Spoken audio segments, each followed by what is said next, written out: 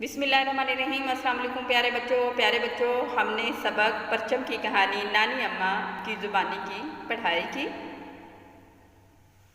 इसके मुश्किल अल्फाज के मानी पढ़े। आज हम इसके मश्की सवालात के जवाब पढ़ेंगे। अगर आपने पढ़ाई की है तो आपको ये बहुत दिलचस्प और आसान लगेंगे।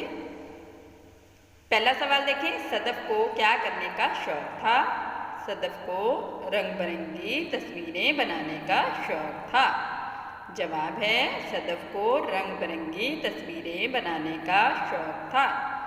दूसरा सवाल देखें, झंडे में मौजूद सफ़ेद रंग किस चीज़ की अलामत है? झंडे में मौजूद सफ़ेद रंग मुल्क में मौजूद दूसरे मज़ाहिब के लोगों की नुमाइंदगी करता है कि ये लोग यहाँ आज़ादी से रह सकते हैं।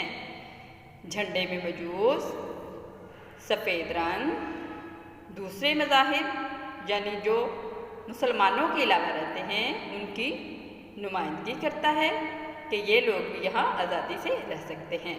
तीसरा सवाल देखें, हमारे झंडे में मौजूद चांद तारा किस चीज़ की अलामत है? हमारे झंडे में मौजूद चांद तारा किस चीज़ की अलामत है? हमारे झंडे में मौजूद चांद तरक्की की अलामत है और सितारा इल्म और रोशनी की अलामत है। चौथा और आखिरी सवाल देखें, झंडे में मौजूद सब्ज़ रंग किस चीज़ को ज़ाहिर करता है? जवाब है इसका, सब्ज़ रंग मुसलमानों की नुमाइंदगी करता है और अमन सुकून को ज़ाहिर करता है।